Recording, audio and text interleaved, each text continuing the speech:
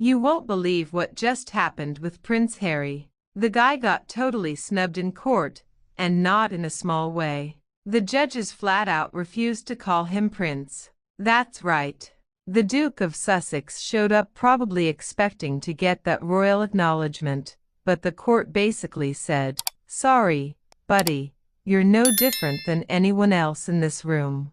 Talk about a harsh dose of reality. This moment really puts things into perspective. It shows how Harry's royal privileges are fading fast. There was a time when he was a prominent figure in the monarchy, an actual prince, complete with all the prestige and VIP treatment that came with the role. But now, the British legal system clearly doesn't see him that way anymore. No formal titles, no deferential treatment, just another name on a docket. Apparently, this didn't sit well with Harry. Word is, he was pretty upset that the judges didn't acknowledge his royal status, which is kind of ironic, considering he chose to step away from his royal duties back in 2020. For someone who's spent years saying he wants to live a life outside the royal bubble, it's a bit wild that he'd be this bothered by not being treated like royalty in court. That's the thing, the irony is thick here.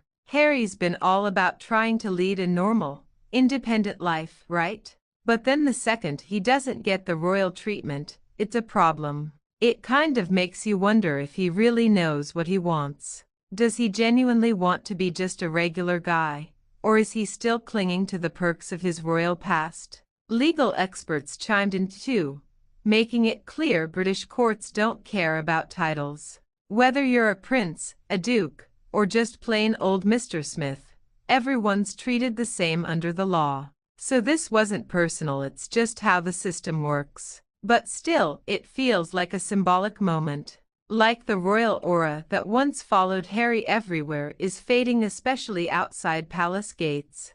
This courtroom incident might seem small, but it actually highlights a bigger issue: Harry's changing identity. If he's serious about living as an ordinary citizen, why does he seem so hung up on being addressed as royalty? That frustration in court suggests he's not ready to let go of the status and recognition that comes with the royal title. Critics are definitely noticing. They're saying that Harry can't have it both ways. He wants to drop the duties and obligations that come with being a royal, but he still wants all the respect and benefits that come with the title. And every time something like this happens, a snub, a rejection, or just plain indifference, it becomes more obvious that his influence in the UK is slipping away. The public figure who was once beloved across the globe is now just another headline, caught up in courtroom drama, and clinging to a version of his identity